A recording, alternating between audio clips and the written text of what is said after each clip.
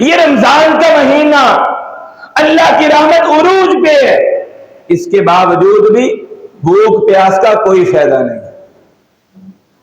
بہت سارے روزے دار ایسے،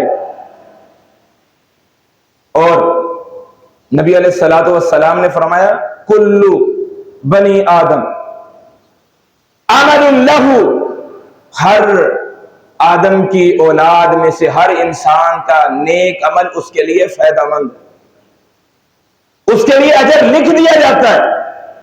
فرشتے اپنی کلموں کے ذریعے ان کے اجر کو لکھ دیتے ہیں، الا الصیام، سوائے روزے کے۔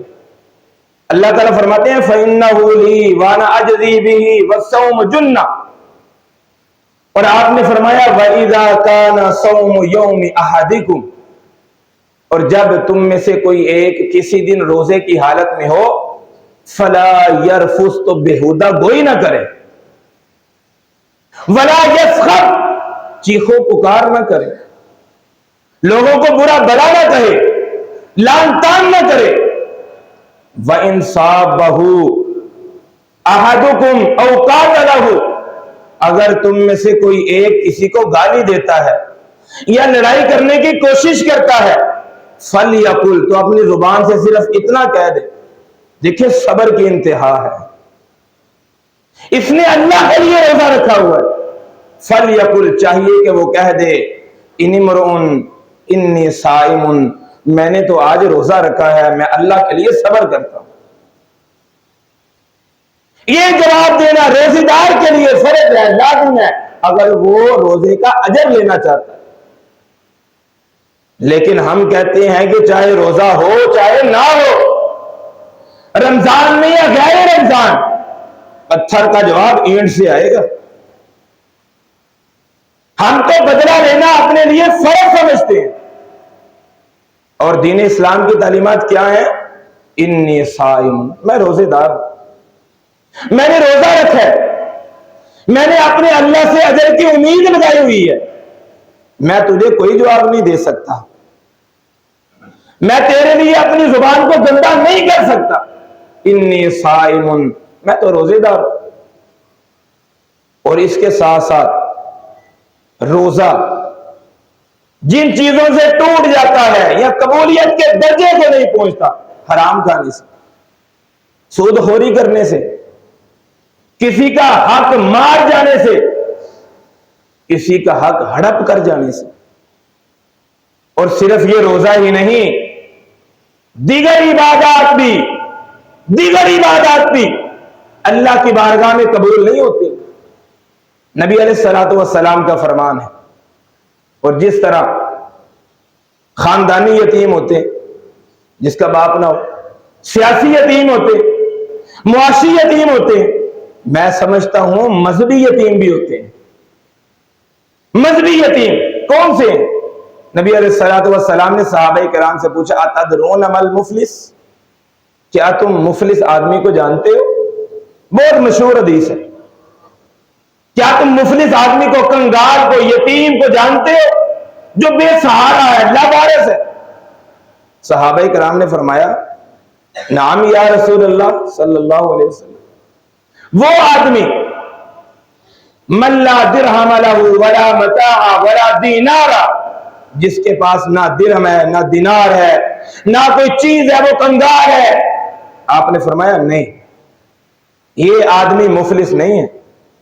المفلس من امتی یاتی یوم القیامت بصلاۃ وصیام وزکات، میری امت کا مفلس وہ ہے جو قیامت کے دن نیکیوں کے پہاڑ لے کے آئے گا، نمازیں لے کے آئے گا، صوم روزہ لے کے آئے گا، ساری زندگی رمضان کے روزے رکھتا رہا، وزکات، زکات دیتا رہا، لیکن یاتی قد شتم ھذا وضرب ھذا واکل مال ھذا، لوگ آئیں گے دعویٰ کرنے والے، اللہ اس نے مجھے گالی دی تھی، اللہ اس نے مجھے تھپڑ مارا تھا، اللہ میرا جائیداد میں سے حصہ بنتا تھا لیکن اس نے مجھے نہیں دیا،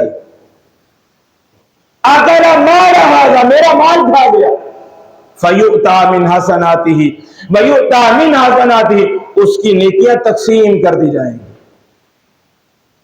فَإِنْ فَنِيَتْ حَسَنَاتُهُ قَبْلَ أَنْ يُقْضَى عَلَيْهِ، نیکیاں ختم ہو گئی لیکن ابھی قرض لینے والے باقی ہیں. فَيُؤْتَى مِنْ خَطَايَا، جن کو قرض دینا ہوگا، قرض لینے والے، ان کے گناہ اٹھا کے حاجی صاحب کے کھاتے میں ڈال دیے جائیں گے. ثُمَّ طُرِحَ فِي النَّارِ، پھر اس انسان کو جہنم کی آگ میں ڈال دیا جائے گا.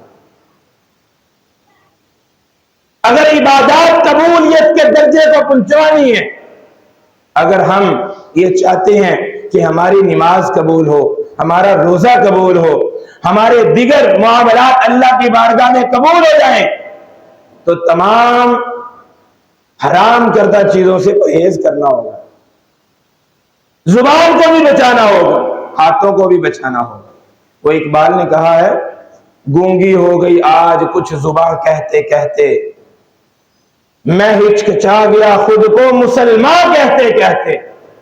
یہ بات نہیں کہ مجھے اس سے ڈر نہیں لگتا، یہ بات نہیں کہ مجھے اس پہ یقین نہیں ہے، بس ڈر گیا خود کو صاحب ایمان کہتے کہتے.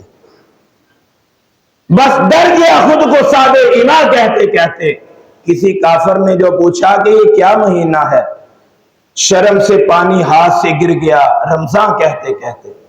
میری الماری میں گرد سے بری ہوئی کتاب کا جو پوچھا، میں زمین میں گڑ گیا قرآن کہتے کہتے. اور اس کے بعد اقبال کہتا ہے، یہ سن کے اس نے چپ سادھ لی اقبال، یہ سن کے اس نے چپ سادھ لی اقبال، جیسے وہ رک گیا مجھ کو حیوان کہتے کہتے. عبادات کے ساتھ ساتھ، نیکیوں کے ساتھ ساتھ، نماز روزہ زکوٰۃ کے ساتھ ساتھ اپنے حقوق العباد کا بھی خیال رکھیے. اپنے سے متعلق لوگوں کے حقوق کا بھی خیال رکھیے کہ ہم نے ان کے حقوق بھی ادا کرنے ہیں. زبان سے کسی کو تکلیف نہیں دینی، ہاتھ سے کسی کو ضرب نہیں لگانی، زبان سے کسی کو تیر نہیں مارنا، اور جن کا حق ہماری جائیداد میں سے بنتا ہے ہم نے ان کو ادا کرنا ہے. اللہ تعالیٰ سے دعا ہے کہ اللہ تعالیٰ ہماری تمام نیکیوں کو قبول منظور فرمائے. ما علیہ الا البلاغ.